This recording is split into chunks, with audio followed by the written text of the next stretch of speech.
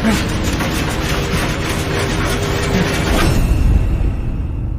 दोस्तों आज मैं एक्सप्लेन करने वाला हूँ 2015 की एक अमेजिंग ड्रामा थ्रिलर मूवी को, जिसका नाम है the corpse of Anna freeze.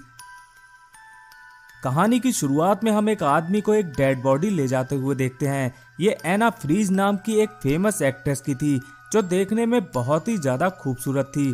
दरअसल एना की मौत एक शो के दौरान अचानक हो गई। अब इसके बाद सीन यहीं पर कट होता है और अगले सीन में हम दो लोगों को देखते हैं, जिनमें एक का नाम इवान था।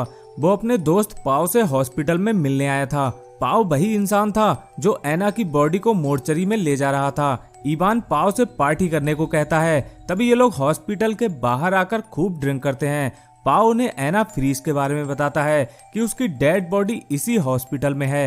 एना पाव से कहता है कि वो उसे देखना चाहता है, क्योंकि पहले कभी भी उसने एना को पास से नहीं देखा था। मगर पाव उसे ऐसा करने से मना कर देता है, क्योंकि यह बहुत ही ज्यादा रिस्की था, क्योंकि ऐसा करने से उसकी जॉब जा सकती थी। मगर इवान जिद पर अड़ जाता है, तो पाव उसे एना की बॉडी दिखाने के लिए तैयार हो जाता है। इसके बाद ये लोग उसी मोर्चरी में जाते हैं जहां एना की डेड बॉडी के साथ और भी कई बॉडीज रखी थी।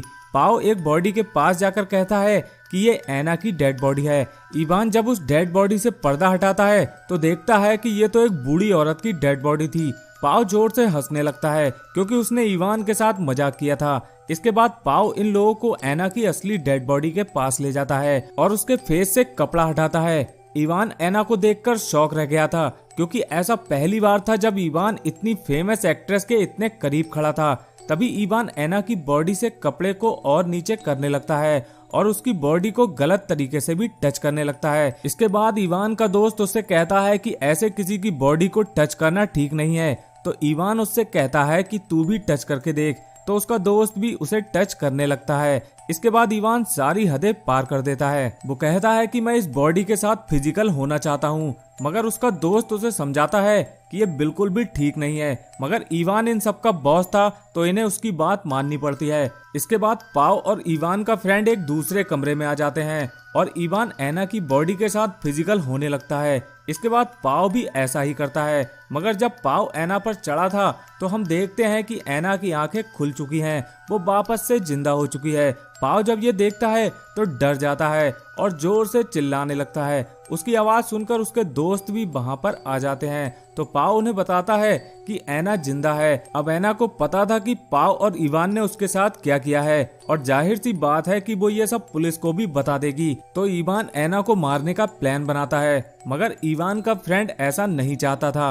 वो एना को एक कपड़े से ढक देता है। इसके बाद इवान और उसके फ्रेंड में बहस हो जाती है और दोनों आपस में लड़ने लगते हैं और इवान अपने फ्रेंड को बहुत मारता है, जिसकी वजह से उसके सिर से खून बहने लगता है और वो लगभग अधमरा सा हो जाता है। इसके बाद वहाँ पाव का एक आदमी एक दूसरी डेड बॉडी को लेकर आता है। उसे देखकर ये लोग छिप जाते हैं। तभी वो आदमी मोर्चरी की लाइट बंद करके उसे लॉक करके चला जाता है। इसके बाद ये लोग एना और अपने घायल दोस्त को लेकर एक दूसरे रूम में चले जाते हैं। एना कुछ भी नहीं कर पा रही थी, क्योंकि वो काफी टाइम बाद जिंदा हुई थी और अपने आप को बहुत वीक महसूस कर रही थी। इसके बाद हम देखते हैं कि इवान का फ्रेंड अब सांस नहीं ले रहा था।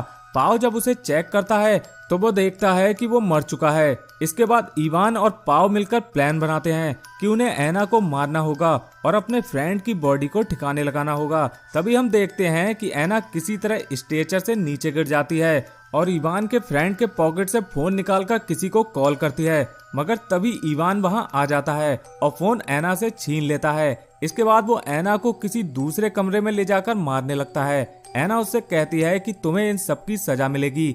इसके बाद इवान उस पर चिल्लाता है और कहता है कि तुम अभी थोड़ी देर पहले मरी हुई थी और मैं तुम्हें फिर से मार दूंगा। तभी इवान वहां से एक कंटेनर लेने चला जाता है।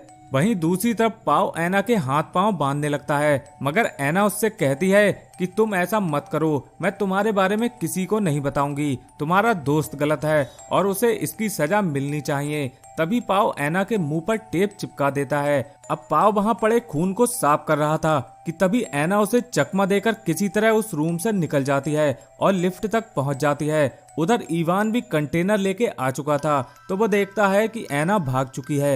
ये दोनों मिलकर एना को हर जगह ढूंढते हैं। तभी इवान एना को लिफ्ट में ढूंढ लेता है और घसीटता हुआ उसी रूम में ले आता है। अब इवान पाव से एक कपड़ा मांगता है, मगर इवान वो कपड़ा पाव को दे देता है और उससे कहता है कि ऐना को मैं नहीं बल्कि तुम मारोगे। पाव ऐसा नहीं करना चाहता था, मगर इवान पाव का हाथ पकड़कर वो कपड़ा ऐना के मुंह पर रखता है, जिससे एक बार फिर से ऐना की मौत हो जाती है। अब इवान अपने फ्रेंड को एक कंटेनर में रखकर ले जाता है। वहीं दूसरी तरफ पाव ऐना की बॉडी को साफ करने लगता है। पाव ने अब ऐना की बॉडी को ठीक से साफ कर दिया था। वो ऐना की बॉडी को ठीक से लगाकर जाने लगता है, मगर जाने से पहले वो ऐना की बॉडी से कपड़ा हटाता है।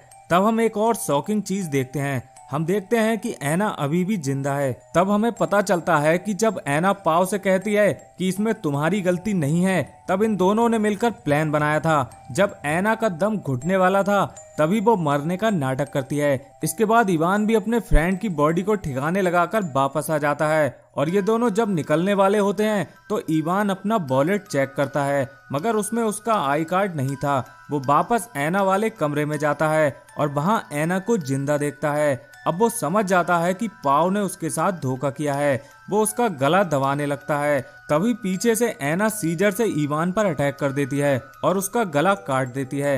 ये देखकर पाव ऐना से कहता है कि ये तो हमारा प्लान नहीं था। इसके बाद ऐना पाव को भी मार देती है और ऐसे इस मूवी का यहीं पर अंत हो जाता है।